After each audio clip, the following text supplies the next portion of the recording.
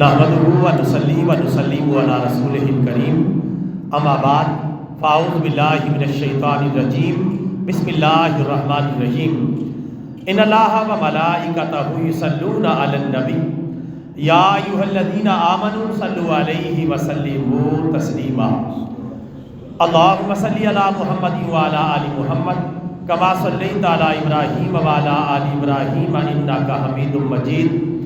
اللہم بارک علی محمد وعلی آل محمد کما بارکت علی ابراہیم وعلی آل ابراہیم انک حمید مجید۔ الصلاۃ والسلام علیک یا رسول اللہ، الصلاۃ والسلام علیک یا حبیب اللہ، الصلاۃ والسلام علیک یا رحمۃ للعالمین وعلی آلک واصحابک یا خاتم النبیین۔ واجب الاحترام برادران اسلام، آج کے خطبہ جمعہ کا عنوان ہے علماء دین اور طلباء دین کے فضائل و مناقب۔ برادران اسلام، قرآن کریم میں اللہ تبارک و تعالیٰ نے ہزاروں کی تعداد میں آیتیں نازل فرمائی، جن کی تعداد 6236 ہے۔ قرآن پاک کی جو مجموعی آیات کی تعداد ہے وہ 6236 ہے۔ 6666 والی بات لوگوں میں غلط طور پہ مشہور ہو گئی ہے۔ قرآن پاک کی آیات کی صحیح تعداد 6666 نہیں بلکہ 6236 ہے۔ اللہ تبارک و تعالیٰ نے جب قرآن پاک کو نازل فرمایا تو نازل کرتے ہوئے جو سب سے پہلی آیت کریمہ نازل فرمائی، اس کا جو سب سے پہلا لفظ ہے وہ ہے اقرا۔ اقرا، اقرا، اس کا معنی یہ امر کا صیغہ ہے، عربی زبان میں امر کا صیغہ ہے۔ اس کا معنی ہے تو پڑھ، تو سیکھ، تو علم حاصل کر، یہ اس کا ترجمہ ہے۔ یعنی اسلام اترا ہے تو علم کا نور لے کے اترا ہے، جہالت کے خاتمے کے لیے اترا ہے۔ اسلام کا آغاز ہی علم سے ہوتا ہے، علم کی روشنی سے ہوتا ہے۔ اسلام جہالت کا دشمن ہے، اندھیروں کا دشمن ہے۔ جہاں اسلام آتا ہے وہاں علم کا نور پھیل جاتا ہے اور وہاں اندھیرے بھاگ جاتے ہیں، ہر طرف روشنیاں اور اجالے ہو جاتے ہیں، جیسا کہ ہمارے پیارے نبی صلی اللہ علیہ وسلم کے تشریف لانے کے بعد ہوا۔ جب آپ کی بعثت مبارکہ ہوئی، قرآن پاک نازل ہوا، تو جو اندھیرے تھے آپ کے آنے سے پہلے، قرآن پاک کے نزول سے پہلے، سارے ختم ہو گئے۔ کوئی ایک اندھیرا نہیں تھا، گھپ اندھیرا تھا، بہت زیادہ اندھیرا تھا۔ جہالت یہاں تک پہنچی ہوئی تھی کہ چھوٹی بچیوں کو زندہ دفن کر دیا جاتا تھا، یعنی مار کر نہیں، زندہ دفن کیا جاتا تھا۔ گڑھا کھودا اور زندہ اس میں دھکا دیا اور اوپر سے مٹی ڈال دی۔ اتنا بے رحم اور ظالمانہ معاشرہ تھا۔ اسلام آیا، قرآن آیا، صاحب قرآن ہمارے پیارے آقا صلی اللہ علیہ وسلم تشریف لائے تو یہ جہالت اور یہ تاریکی اور یہ اندھیرا ختم ہوا، کیونکہ اسلام کا اور قرآن پاک کا پہلا سبق ہی کیا ہے؟ اقرا، تو پڑھ، تو سیکھ، تو علم حاصل کر، تو تعلیم و تعلم کا راستہ اختیار کر۔ یہ قرآن پاک کی پہلی وحی کا پہلا لفظ ہے جو ہمیں علم کی طرف لے جاتا ہے۔ مسلمان ہو اور جاہل ہو اچھا نہیں لگتا، یہ مسلمان کی مسلمانیت کے خلاف ہے۔ مسلمان دین اور دنیا میں مضبوط ہونا چاہیے۔ سب سے پہلے وہ علم دین میں مضبوط ہو، حلال و حرام میں، جائز ناجائز میں، غلط صحیح میں، اللہ کو پہچاننے میں، رسول اللہ کو پہچاننے میں، کتاب اللہ کو پہچاننے میں، اس کائنات کو پہچاننے میں، اس کائنات کی حقیقت کیا ہے اسے پہچاننے میں، اللہ کی معرفت حاصل کرنے میں، اللہ کا تعارف حاصل کرنے میں۔ یہ سب سے پہلا علم ہے جسے علم دین کہتے ہیں۔ اور دوسرا دنیا کا علم کیا ہے؟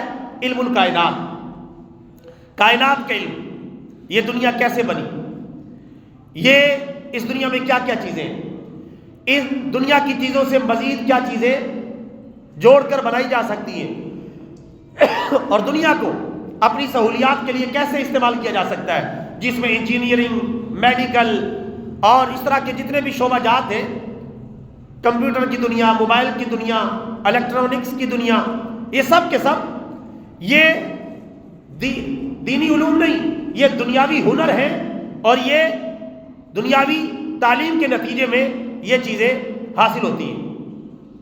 لیکن ہمارا دین علم کو الگ الگ کر کے نہیں دیکھتا۔ علم دین جو ہوتا ہے وہ جامع ہوتا ہے، اس میں دین بھی شامل ہے اور دنیا بھی شامل ہے، کیونکہ ہمارے دین نے سکھائی ہے یہی ہے کہ ربنا آتینا فی الدنیا حسنہ وفی الآخرۃ حسنہ وقنا عذاب النار، اے اللہ ہمیں دنیا بھی شاندار اور آخرت بھی شاندار عطا فرما۔ دنیا کو چھوڑا نہیں گیا، لیکن دنیا کو استعمال کرنا ہے اسلامی تعلیمات کے مطابق، شریعت مطہرہ کے مطابق، اللہ اور اس کے رسول کے احکامات کے مطابق۔ لہذا مسلمان ہو اور جاہل ہو، یہ مسلمان کو زیب نہیں دیتا۔ مسلمان کے پاس ضروری دین کا علم بھی ہونا چاہیے اور ضروری طور پہ دنیا کا علم بھی ہونا چاہیے، لیکن پہلا نمبر علم دین کا ہے اور دوسرا نمبر علم دنیا کا ہے، اور دنیا کا علم اتنا حاصل کریں جتنے کی آپ کو ضرورت ہے۔ ہر ڈگری ہر ڈپلومے کے پیچھے اندھا دھند نہ بھاگتے رہے جو آپ کو قبر میں جانے تک بھی کام نہ آئے، جس کا فائدہ ہی کوئی نہیں، جس کا رزلٹ ہی کوئی نہیں، مقصد ہی کوئی نہیں، بس ایسے ہی کالج اور یونیورسٹیوں کے چکر، ڈگریاں اور ڈپلومے حاصل کرنے کا جنون، اور اس کا رزلٹ 0/0، لاکھوں روپے والدین کے لگ جاتے ہیں، نہ اس کی وہ فیلڈ بنتی ہے، نہ اس فیلڈ کا وہ بندہ ہے، بس دیکھا دیکھی، اس کا پڑھ رہا ہے، اس کا بیٹا پڑھ رہا ہے، اس کی بیٹی پڑھ رہی ہے، وہ آگے نکل گیا ہے، بس لگ جاتے ہیں، لاکھوں روپے فیس بھرتے ہیں، اور اس کے بعد اس کا وہ شعبہ ہی نہیں ہوتا۔ اس کے بعد گھریلو زندگی میں مرد یا عورتیں آ جاتی ہیں، اور جو ڈگریاں اس نے حاصل کی تھی ان کا 0/0 فائدہ انہیں حاصل ہوتا ہے۔ تو وہ ڈگری، وہ ڈپلومہ، علم دنیا اتنا سیکھیں جو آپ کے کام آئے، آپ کے کاروبار کو سیٹل کرنے میں، آپ کے ترقی کرنے میں، آپ کی دنیاوی جو معاملات ہیں انہیں مینٹین کرنے میں کام آئے۔ ہمارا حال ہے اندھا دھند، ہر بندہ انگریزی سیکھنے پہ لگا ہوا ہے، ہر بندہ ڈگری اور ڈپلومے کے پیچھے لگا ہوا ہے، ترقی پتی کے پیچھے پوری قوم کو لگایا ہوا ہے، حالانکہ اس سے کوئی واسطہ نہیں۔ انگریزی زبان کوئی علم کا نام نہیں ہے، انگریزی زبان بھی ایک زبان ہے، اردو زبان ایک زبان ہے، ہندی زبان ایک زبان ہے، عربی زبان ایک زبان ہے، سنسکرت ایک زبان ہے، سندھی، ہندی، پشتو، پنجابی یہ ایک زبان ہے، اسی طرح انگریزی زبان بھی ہے۔ تو انگریزی سیکھنے سے کوئی علم نہیں آ جاتا۔ ہمارے ہاں یہ بھی بڑا کہ علم، انگریزی کے الفاظ کوئی اچھے بول دیے، انگریزی کا استعمال زیادہ کیا، انگریزی میں بولنا چالنا آ گیا۔ انگریزی میں بولنے چالنے سے علم نہیں آتا، ایک زبان آتی ہے، علم کا تعلق اس سے ہٹ کر ہے۔ علم تو شعور سے پیدا ہوتا ہے، دماغ سے پیدا ہوتا ہے، صرف زبان بولنے سے نہیں۔ زبان تو جاہل سے جاہل انگریز ہے، بڑی شاندار انگریزی زبان بول لے گا، تو کیا اس کے پاس علم آ گیا؟ نہیں۔ تو میرے بھائیوں، مسلمان کو چاہیے پہلے علم دین حاصل کرے اور پھر علم دنیا جس کی ضرورت ہو وہ حاصل کرے۔ اپنا قیمتی وقت، اپنا قیمتی سرمایہ ضائع نہ کرے۔ ایک ایک روپے کا حساب ہوگا، جو اللہ نے مال دیا ہے اس مال کو کہاں خرچ کیا، کس جگہ استعمال میں لایا۔ اور اللہ تعالیٰ تبارک و تعالیٰ نے قرآن پاک میں علماء کی تعریف کی ہے، ہم اس طرف آتے ہی نہیں۔ اللہ تعالیٰ قرآن پاک میں فرماتا ہے انما یخشی اللہ من عبادہ العلماء، اللہ تعالیٰ سے صرف علماء ہی ڈرتے ہیں۔ علماء سے مراد ضروری نہیں کوئی ڈگری لے کے باقاعدہ مسجد میں مدرسے میں کام کر رہا ہو، علماء میں وہ بھی شامل ہے جو دین کا ضروری علم سیکھ چکے ہیں، چاہے وہ مسجد مدرسے کا کام نہیں کر رہے، چاہے وہ کوئی پڑھنے پڑھانے کا کام نہیں کر رہے، لیکن ان کے پاس حلال حرام کا، جائز ناجائز کا، غلط صحیح کا، قرآن و سنت کا صحیح علم موجود ہے، وہ بھی انشاءاللہ علماء میں شمار ہوں گے۔ تو اللہ تعالیٰ نے تعریف کی ہے میرے جو علماء جاننے والے بندے ہیں وہی مجھ سے ڈرنے کا حق ادا کرتے ہیں، چونکہ جو جاہل ہے وہ اللہ سے کیا ڈرے گا، اسے تو پتہ ہی نہیں اللہ تعالیٰ کے دین کے کیا تقاضے ہیں۔ اللہ تعالیٰ کے دین کے تقاضوں کا تو علماء جانتے ہیں، علماء ہی صحیح معنی کے اندر اللہ تعالیٰ سے ڈریں گے اور ڈرتے ہیں۔ اور علماء سے کیا مراد ہے وہ میں نے آپ کو عرض کر دیا ہے، قرآن و حدیث کا صحیح علم رکھنے والا بندہ، چاہے وہ ڈاکٹری کر رہا ہو، چاہے وہ انجینئرنگ کر رہا ہو، چاہے وہ بیرون ملک ہو، اندرون ملک ہو، کسی بھی شعبے میں ہو، لیکن وہ یہ جانتا ہے اللہ اور اس کے رسول کا پیغام کیا ہے، اس بات کو سمجھتا ہے، تو انشاءاللہ وہ علماء میں شمار ہوں گے۔ اور اللہ ایک اور مقام پر قرآن پاک میں ارشاد فرماتا ہے وَمَا يَعْقِلُهَا إِلَّا الْعَالِمُونَ، یہ جو دنیا و آخرت کو سمجھانے کے لیے قدرت کے بے شمار دلائل اللہ نے کائنات میں رکھے ہیں، ان دلائل کو علماء کے سوا کوئی نہیں سمجھ سکتا۔ یہ اللہ قرآن میں فرما رہا ہے، جو جاننے والے وہ صرف ان باتوں کو سمجھ سکتے ہیں کہ زمین کیوں پیدا کی گئی، آسمان کیوں پیدا کیا گیا، آخرت کو کیوں بنایا گیا، قبر کو کیوں بنایا گیا، زندگی اور موت کو کیوں بنایا گیا، اللہ کا تعارف کیا ہے، اس کائنات کا تعارف کیا ہے۔ وہ جو علماء دین اور دنیا کے ایکسپرٹ ہوں وہ ان دلائل کو سمجھ سکتے ہیں۔ عام بندہ یہ جو قدرت کی نشانیاں پوری کائنات میں بکھری ہوئی ہے ان کو پورے طور سے نہیں سمجھ سکتا۔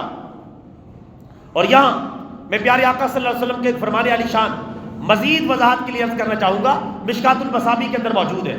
ہمارے پیارے آقا صلی اللہ علیہ وسلم نے فرمایا علم صرف 3 چیزوں کا نام ہے۔ کتنی چیزوں کا نام؟ 3 چیزیں۔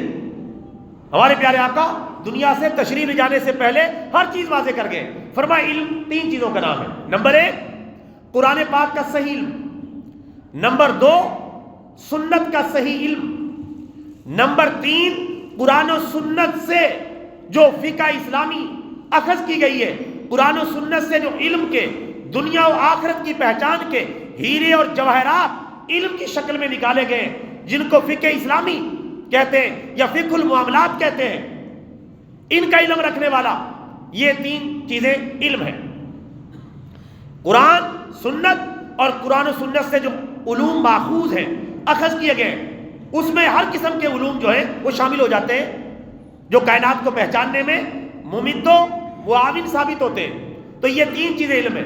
اس کے علاوہ پیارے آقا صلی اللہ علیہ وسلم نے فرمایا وَمَا كَانَ سِوَى ذَلِكَ فَهُوَ فَضْلٌ، اور اس کے علاوہ جتنے بھی علوم ہیں سب فالتو ہیں، سب غیر ضروری ہے، فالتو ہے، اضافی ہے۔ یعنی اگر ضرورت ہے تو ان کو حاصل کر لیں، نہیں ضرورت تو ہاتھ دھو کے ان کے پیچھے پڑنے کی ضرورت نہیں۔ اصل 3 علوم ہیں، ان کو پہلے سیکھیں۔ ہاں پھر آپ کو کوئی خاص شعبے میں مزید ترقی چاہیے تو وہ شعبہ صرف اپنا کے اس کے علم حاصل کریں۔ ہمارے ہاں جس طرح سکولوں کالجوں کے اندر نظام بنایا گیا، اس بچے کو آل راؤنڈر بنانے کے چکر میں پڑے ہوتے ہیں کہ یہ سب کچھ بنتا ہے، بنتا کچھ بھی نہیں۔ پھر آگے فیلڈ اختیار کرے، اس نے جانا کدھر ہے، اس نے ڈاکٹر بننا ہے، انجینئر بننا ہے، بس اپنی فیلڈ کے اوپر نظر رکھے اور قرآن و سنت کی رہنمائی کے اندر ان علوم کے اندر آگے بڑھتا چلا جائے۔ ہر بندے کے لیے ہر علم دنیا کا مناسب نہیں ہوتا، نہ اس کی ضرورت پڑتی ہے، اور اس کے اوپر اتنا سرمایہ لگ جاتا ہے، اور زندگی تھوڑی سی ہے، 60-70 سال، اس کے بعد مرنا ہے، اللہ کو جان دینی ہے، اپنے اعمال کا حساب کتاب دینا ہے۔ تو ہر بندہ اپنی فیلڈ کے حساب سے اضافی علم حاصل کرے، اور سب سے پہلے قرآن و سنت کا صحیح علم حاصل کرے۔ آج ہمارا حال یہ، ہمارے بڑے کیا، ہمارے چھوٹے کیا، ہمارے نوجوان کیا، قرآن و سنت کے صحیح علم سے واقف ہی نہیں ہے۔ موٹی موٹی باتیں سن رکھی، بس نمازیں پڑھنی، اچھا ٹھیک ہے، روزے رکھنے ہوتے ہیں رمضان میں، یہ پتہ ہے، موٹی موٹی دین کی باتیں سنی ہوئی ہیں، لیکن جو دین کی گہرائی ہے اس کا کوئی علم ہی نہیں۔ اس کا علم تو تب آئے گا جب اللہ کے قرآن کو پڑھیں گے اور پیارے نبی صلی اللہ علیہ وسلم کی سنت مبارکہ کا علم حاصل کریں گے۔ اور پھر دیکھیں جو صحیح علم حاصل کرتے ہیں ان کے فضائل بھی کتنے ہیں۔ اللہ کے پیارے حبیب صلی اللہ علیہ وسلم نے فرمایا خیرکم من تعلم القرآن وعلمہ، تم میں سے سب سے بہترین آدمی وہ ہے جو قرآن پڑھتا ہے اور پڑھاتا ہے۔ سب سے بہترین آدمی قرار دیا کائنات کا، باقی ڈگریاں ڈپلومے سب پیچھے، سب سے بہترین بچہ، آدمی، نوجوان وہ ہے جو قرآن پڑھتا ہے اور پڑھاتا ہے، کیونکہ قرآن کا علم دنیا میں بھی کام آئے گا، قبر میں بھی، قیامت کے دن بھی، آخرت میں بھی کام آئے گا، اور یہ قرآن اس کی حمایت میں کل قیامت کے دن کھڑا ہو جائے گا، اس کا سفارشی بھی بنے گا اور اس کی بخشش کروا کے اسے جنت میں لے جائے گا۔ اسے آپ اندازہ لگا لیں سب سے بہترین علم کون سا ہے دنیا کا، کون سا؟ ٹیکنالوجی کا، بیالوجی کا، زوالوجی کا، کیمیا کا، طبیعیات کا، سائنس اینڈ ٹیکنالوجی کا کون سا علم ہے زیادہ دنیا میں کام آئے گا؟ مرنے کے بعد اس کی حیثیت ختم، قبر میں بھی بیکار ہو جائے گا، قیامت کے دن بھی بیکار۔ لیکن میں ان کی نفی نہیں کر رہا، ان کو حاصل کریں، لیکن دائرہ شریعت میں رہ کر ان سے فائدہ اٹھائیں دائرہ شریعت میں رہ کر، سب کچھ ان کو انہیں سمجھ لیں۔ یہ سب کچھ نہیں ہے، دنیا کی ترقی سب کچھ نہیں ہے۔ اور ویسے بھی میں تو کہتے رہتا ہوں، انسان نے تو کوئی ترقی کی نہیں، آج کہتے ہیں انسان بڑی ترقی کر گیا ہے، انسان کہاں سے کہاں جا پہنچا ہے۔ انسان نے کوئی ترقی کی نہیں، لوہے نے ترقی کی ہے، سلور نے ترقی کی ہے، تین ڈبے نے ترقی کی ہے، مٹیریل نے ترقی کی ہے، معدنیات نے ترقی کی ہے۔ انسان تو جیسا تھا ویسے ہی کھڑا ہے۔ آدم علیہ السلام کے دور سے 2 آنکھیں، 2 کان ہیں، 1 زبان ہے، 32 دانت ہیں، 2 ہاتھ ہیں، 2 پاؤں ہیں، سر پہ بال ہوتے ہیں۔ وہی انسان تو ویسے کہ ویسے چلا رہا ہے۔ انسان نے کوئی ذاتی طور پہ ترقی نہیں کی، یہ اشیاء کائنات نے ترقی کی ہے، ان سے صرف انسان سہولیات اٹھا رہا ہے۔ انسان وہی کا وہی کھڑا ہے۔ انسان ترقی کیسے کرے گا؟ جب اللہ کے قرآن پر چلے گا، پیارے نبی کے فرمان پر چلے گا، دنیا بھی اس کے ہاتھ لگ جائے گی، آخرت میں بھی وہ کامیاب ہو جائے گا۔ لہٰذا میرے بھائیوں، صحیح بات کو سمجھنے کی بڑی ضرورت ہے۔ اب علماء کی شان کیا ہے؟ حدیث مبارکہ میں آتا ہے، عالم کی فضیلت عابد پر ایسے ہے جیسے میری فضیلت تم پر۔ پیارے آقا کا فرمان ہے، عالم کی فضیلت عابد پر ایسے ہے جیسے میری فضیلت تم میں سے عام آدمی پر ہے۔ جس طرح عام امتی پر پیارے نبی کی فوقیت اور فضیلت ہے، کیا نسبت ہے ایک عام امتی کو نبی پاک سے شان کے حوالے سے؟ فرمایا وہی نسبت ہے عالم اور عابد کی۔ عابد کی بات ہو رہی ہے، عام بندے کی بات نہیں۔ عام بندہ تو عالم کے مقابلے میں کوئی چیز ہی نہیں۔ عابد کسے کہتے ہیں؟ عابد وہ ہوتا ہے جو ساری رات جاگ کے عبادت کرتا ہے، تہجد پڑھتا ہے، اشراق پڑھتا ہے، اوابین پڑھتا ہے اور دیگر عبادتوں کا اہتمام کرتا ہے، شریعت کا پورا پابند ہوتا ہے لیکن عالم نہیں ہوتا۔ عابد ہے، عبادت ڈٹ کے کرتا ہے لیکن علم اس کے پاس نہیں ہوتا۔ اس عابد کی بات کی جا رہی ہے کہ عالم عابد سے وہی فضیلت رکھتا ہے جو پیارے نبی صلی اللہ علیہ وسلم ایک عام انسان پر فضیلت رکھتے ہیں۔ اس سے آپ اندازہ لگا لیں، عابد اور عام بندے کی تو بات ہی نہیں کی گئی۔ عابد وہ ہے جو ڈٹ کے اللہ تعالیٰ کی بات کرتا ہے۔ اور دوسری طرف روایات میں آیا ہے کہ عابد ساری رات جاگ کر اللہ کی عبادت کرتا رہے، عالم ساری رات عشاء کی نماز پڑھنے کے بعد سو جائے اور فجر کے ٹائم پھر کھڑا ہو جائے۔ اس ساری رات عبادت کرنے والے عابد سے اس عالم کی شان زیادہ ہے، کیونکہ وہ جو کچھ کر رہا ہے وہ علم کی بنیاد پر کر رہا ہے۔ عابد تو غلطی کر سکتا ہے، عابد تو کسی جہالت پر بھی عمل کر سکتا ہے، عابد تو کسی غلط فہمی کو دین سمجھ سکتا ہے، اس کے اوپر ہو سکتا ہے ساری زندگی گزار دے، لیکن عالم کے پاس حلال حرام، جائز ناجائز، غلط صحیح کا صحیح علم ہوتا ہے۔ یہ علم کا معیار ہے۔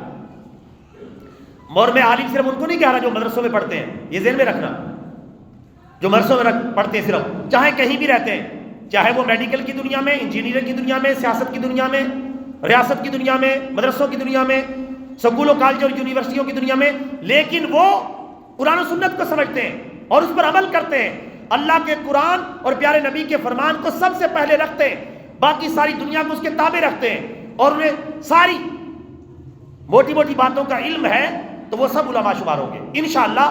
کل قیامت کے دن انہیں علماء کی صف میں اٹھایا جائے گا۔ تو یہ سارے فضائل ان کے۔ اور پیارے آقا نے فرمایا کہ عالم دین کی فضیلت یہ بھی ہے کہ کائنات کا ذرہ ذرہ اس کے لیے دعائیں مغفرت کرتا ہے، حتیٰ کہ مچھلیاں سمندر میں اور چیونٹیاں اپنے بلوں میں عالم دین کے لیے دعائیں مغفرت کرتی ہیں۔ آپ اندازہ کریں سمندر میں کتنی مچھلیاں ہوں گی اور روئے زمین پر کتنی چیونٹیاں ہوں گی، کتنا مقام و مرتبہ ہے۔ اللہ ہمیں بھی علم عطا فرما دے، ہمیں بھی علماء بنا دے۔ ہم علماء کہاں ہیں؟ ہم تو علماء کی جوتیاں سیدھے کرنے والے بن جائیں، یہی بڑی بات ہے۔ علماء تو بڑی اونچی چیز ہے، وہ متقی اور پرہیزگار ہوتے ہیں، اسلام کی پہچان ہوتے ہیں، وہ کہیں عالم دین کہلاتے ہیں۔ آج کل تو ہم نے ہر بندے کو عالم دین سمجھ لیا ہے، جیسے داڑھی رکھ لی بس عالم دین ہے، آتا جاتا چاہے کچھ بھی نہ ہو۔ کوئی بھی بندہ پکڑا جو کم تنخواہ پہ ملا، اپنی مسجد کا امام بنا دیا، اس کو عالم دین سمجھنا شروع ہو گئے۔ ہمارا تو یہ حال ہے، ہمیں علماء کی بھی پہچان نہیں کہ کون عالم دین ہے۔ آپ کسی جلسے، اور ہمارے جلسوں کے بھی یہی حال ہے، جلسوں میں چلے جائیں یہ پتہ نہیں چلے گا کہ عالم دین کون، سٹیج سیکرٹری عالم دین ہے یا ناطقہ عالم دین ہے، یا جو بلائے ہوئے دائیں بائیں سے مقامی لوگ وہ عالم دین ہے، یا جو مہمان بلائے وہ عالم دین ہے۔ کیونکہ جو اصل عالم دین ہے وہ دھیمے انداز میں اکثر قرآن و سنت کی بات کرتا ہے، اور جو پیشہ ور ہوتے ہیں وہ کھڑاکے دار اور لچھے دار تقریریں کرتے ہیں، عام لوگ انہیں کو علماء سمجھ بیٹھتے ہیں۔ بڑا دھوکہ ہے میرے بھائیوں۔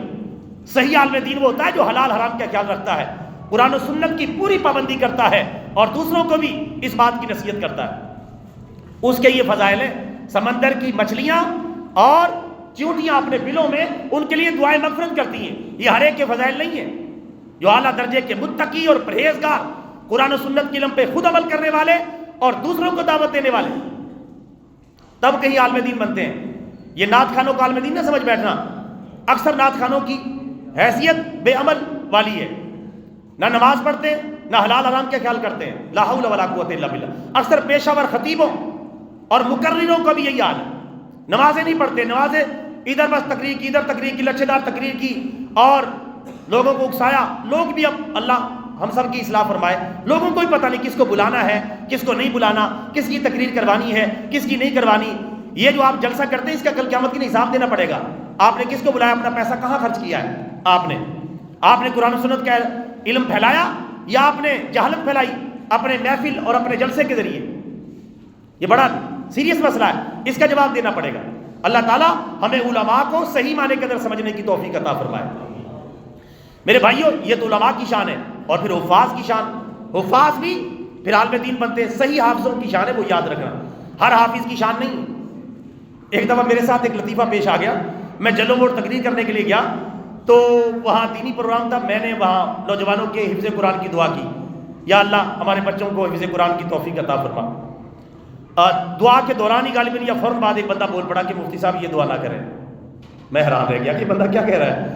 تو اس نے کہا یہ دعا نہ کریں، ہمارے پہلے یہاں 36 حافظ قرآن ہیں، ایک بھی نماز نہیں پڑھتا. لا حول ولا قوت الا باللہ. وہی یہ سچا واقعہ میرا اپنے ساتھ بیتا ہوا ہے. انہوں نے کہا یہاں 36 حافظ قرآن پہلے، لیکن ایک بھی نماز نہیں پڑھتا. تو یہ جو بے عمل حفاظ قرآن ہے یا بے عمل علماء کہلانے والے، ان کی ذرہ برابر بھی شان نہیں ہے، بلکہ یہ سب رگڑے جائیں گے کل قیامت کے دن کہ دین کے نام پر تم دنیا کمانے میں لگے رہے. پوچھا جائے گا. لیکن جو باعمل حافظ قرآن ہے، سبحان اللہ، اس کے بارے میں حدیث میں آیا ہے کہ جو باعمل حافظ قرآن ہے، اللہ تبارک و تعالیٰ اس کے والدین کو قیامت کے دن ایسا نورانی تاج پہنائے گا جس کی روشنی سورج کی روشنی سے زیادہ ہوگی. لیکن یہ جب حافظ قرآن کے والدین کی یہ شان ہے تو حافظ قرآن کو کیسا تاج پہنایا جائے گا؟ آپ خود ہی اندازہ لگا لیں. اور ایک حدیث مبارکہ میں باعمل حافظ قرآن، حلال و حرام پر عمل کرنے والا حافظ قرآن، حلال اختیار کرنے والا، حرام سے بچنے والا حافظ قرآن، اس کی شان یہ ہے کہ کل قیامت کے دن اس کو اتنا پروٹوکول اللہ کی بارگاہ میں دیا جائے گا کہ اس سے کہا جائے گا کہ 10 جو کنفرم جہنمی ہیں تیرے رشتہ داروں میں سے، تیری فیملی میں سے، جو کنفرم جہنمی ہیں، جن کا جہنم میں جانا لازم ہے ان کے گناہوں کی پیدائش میں، تو جس چیز کے بارے میں کہہ دے گا ہم اس کی بخشش کا فیصلہ کر دیں گے. باعمل حافظ قرآن والی جو جس کا بھی نام لے لے گا، یا اللہ یہ میرا چچا ہے، یہ میرا تایا ہے، یہ میرے دادا جی ہیں، یہ میرے ماموں جان ہیں، یہ میرے فلاں دوست ہیں، 10 بندوں کا اس کو اختیار دیا جائے گا. اللہ تعالیٰ بڑھا بھی سکتا ہے، لیکن حدیث مبارکہ میں 10 کے الفاظ آئے جس کے بارے میں وہ کہتا چلا جائے گا اللہ یہ نہیں دیکھے گا یہ کتنا بڑا گنہگار ہے، اس کی سفارش پر انہیں چھوڑ بھی دے گا اور جہنم سے بچا کے انہیں جنت میں بھی داخل فرما دے گا. یہ ہے باعمل حافظ قرآن کے فضائل. مجھے بتاؤ میرے بھائیوں، دنیا کی کون سی ڈگری اور کون سے ڈپلوم میں کتنے فضائل ہیں؟ لیکن پھر ہم اپنی اولاد کو کیوں نہیں حافظ قرآن بناتے، عالم دین بناتے؟ کیوں نہیں ایسا کرتے؟ بعد میں اپنی اولاد کو ڈاکٹر بنائیں، انجینئر بنائیں، جو شعبہ آپ کو اچھا لگتا ہے، پائلٹ بنائیں، جو مرضی بنائیں. لیکن میرے بھائیوں، حلال حرام کا صحیح علم تو ان کو پہلے سکھا دیں. ابھی بچہ جو ہے اپنے آپ کو سنبھالنے کے قابل نہیں ہوتا، اس کو الف انار بے بکری کا کتا رے رچ پڑھانے کے لیے CAT کیٹ، کیٹ مانا بلی، RAT ریٹ، ریٹ مانا چوہا، ایلیفینٹ مانا ہاتھی، امبریلا مانا چھتری، ایپل مانا سیب پڑھانے کے لیے پہنچا دیتے ہیں. اور پہلے اس کو یہ تو بتا دو الف سے اللہ، با سے بسم اللہ، کاف سے قرآن، میم سے محمد صلی اللہ علیہ وسلم. پہلے ابتدائی دین کا علم تو صحیح ان کو سکھا دو. ہماری یہ حالت ہے جیسے اکبر آبادی نے فرمایا تھا کہ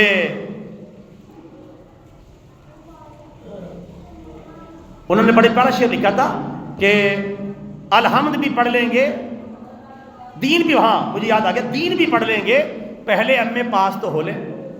دین بھی پڑھ لیں گے پہلے ایم اے پاس تو ہو لیں، والناس بھی پڑھ لیں گے پہلے خناس تو ہو لیں. پہلے خناس تو بن جائیں. پہلے یہ اکبر آبادی کا شعر ہے، وہ ہمارا اس نے نقشہ کھینچا ہے کہ ہماری حالت کیا ہے. اور بعد میں کہاں دین پڑھنے کا موقع ملتا ہے؟ شروع میں پڑھ لیں، موٹا موٹا علم جتنی اللہ تعالیٰ نے طاقت اور ہمت دی ہے اتنا پڑھ لیں. نامکمل عالم دین بنے، کوئی ضروری نہیں مکمل عالم دین بننا. نامکمل حافظ قرآن بنے، کوئی ضروری نہیں مکمل حافظ قرآن بننا۔ اور میرے بھائی اپنے دین کی موٹی موٹی باتیں تو سیکھ لیں، حلال حرام، جائز ناجائز، غلط صحیح، اللہ کا تعارف، رسول اللہ کا تعارف، قرآن کا تعارف، دنیا و آخرت کا تعارف صحیح معنی کے اندر سیکھ لیں تاکہ آپ گمراہ نہ ہو سکیں، کوئی آپ کو بھٹکا نہ سکے۔ ہاں اللہ توفیق دے تو عالم دین بھی بنے، حافظ قرآن بھی بنے، جتنی اللہ تعالیٰ توفیق دے۔ اور قرآن پاک الحمدللہ اتنی عظیم چیز ہے کہ اس کے موڑے آج بھی میرے مدرسے کے اندر تقریب ہے، وہاں تقریباً 12-14 کے قریب حافظ قرآن عالمات اور بچے حافظ قرآن بن کے جو ہے وہ فارغ ہو رہے ہیں، ان کی چادر پوشی، دستار بندی، اس کے بعد میں نے وہی کام جا کے کرنا ہے الحمدللہ پڑھے۔ حتیٰ کہ میں آپ کو ایک بات سناؤں، آپ کا ایمان بھی تازہ ہوگا، آپ سبحان اللہ کہنے پر مجبور ہوں گے۔ ایک بچی میری اپنی بچی، میرے 2 بچے گونگے بہرے ہیں، ایک بچی اور گونگے بہرے مجھے کوئی پرابلم نہیں ہے، وہ سننے والوں سے زیادہ چلا کے۔ ایک میری بچی جو گونگی بہری ہے مکمل طور پہ، اور مکمل طور پہ حافظ قرآن ہے، اس نے 1.5 سے 2 سال میں مکمل قرآن پاک حفظ کر لیا، ہم سب کو بھی چونکا دیا، ہم تو خود اکا بکا رہ گئے۔ یعنی گونگی بہری بچی اور وہ حافظ قرآن بن گئی۔ حافظ قرآن کیسے بنی؟ عام طور پہ تو اشاروں سے بنایا جاتا ہے حافظ قرآن، لیکن ہم نے دوسرا راستہ اختیار کیا۔ ہم نے ایک دفعہ میں نے اس کو سبق لکھ کے دیا، اس نے سبق 1 رکوع کا آدھے گھنٹے میں لکھ کے سنا دیا۔ میں حیران ہوا تو مجھے پتہ چلا کہ نہیں، اس طریقے سے حفظ کی ترتیب بن سکتی ہے۔ جو بندہ سنتا ہے حیران رہ جاتا ہے، یار گونگا بہرا بچہ اور حافظ قرآن سمجھ سے باہر ہے۔ ہماری بھی سمجھ سے باہر تھا، لیکن جب ہمارے ہاتھوں سے وہ کام ہو گیا، اللہ نے کروایا۔ یہ قرآن پاک کا معجزہ ہے، یہ کسی کا کمال نہیں، قرآن پاک کا معجزہ ہے۔ وہ بچی مکمل طور پہ گونگی بہری اور مکمل طور پہ حافظ قرآن۔ آپ اور قرآن پاک جس طرح یہ رنگین قرآن پاک آپ نے دیکھا ہوگا لکھا ہوتا ہے، اس طرح کا قرآن پاک کو لکھ رہی ہے۔ تقریباً 1 رکوع یاد کرنا ان کے 15 منٹ کا کام ہے، 15 سے 20 منٹ کا، بس آدھا گھنٹہ میکسیمم ہے، سنا دیتی ہیں۔ اور اب جو ہے پورا قرآن پاک وہ لکھنے کی سعادت حاصل کر رہی ہیں۔ آدھا قرآن پاک تقریباً ان کا ہونے والا ہے، یعنی یادگار قرآن پاک ایک ان سے میں لکھوا رہا ہوں۔ تو یہ دیکھیں میرے بھائیوں، جب گونگے بہرے بچے حافظ قرآن بن سکتے ہیں تو جو ہمارے ذہین بچے ہیں وہ کیوں نہیں بن سکتے؟ اپنے ذہین بچوں کو اس فیلڈ میں لائیں اور ان کو موقع دیں۔ ہم کیا کرتے ہیں، جو بچے بیچارے کمزور ہیں ان کو زیادہ تر مدرسوں کی طرف دھکیل دیتے ہیں، اور جو زیادہ سمجھدار ہیں ان کو زیادہ تر جو ہے وہ سکولوں کالجوں اور یونیورسٹیوں کے چکر میں ڈال دیتے ہیں، اور وہاں بھی تقریباً وہ کوئی کامیاب ہوتا ہے، کوئی نہیں ہوتا۔ تو کوشش کریں اللہ کے دین کو اپنا ذہین بچہ دیں، ذہین بچی اپنی دیں، وہ عالمہ بنے، وہ حافظہ بنے۔ الحمدللہ اس طریقے سے میدان آپ میں جب کام کریں گے تو آپ کے پورے گھر کے اندر دین آ جائے گا۔ اللہ تعالیٰ سے دعا ہے اللہ تعالیٰ ہم سب کو صحیح بات پر عمل کرنے کی توفیق عطا فرمائے، آمین۔ وما علینا الا البلاغ المبین۔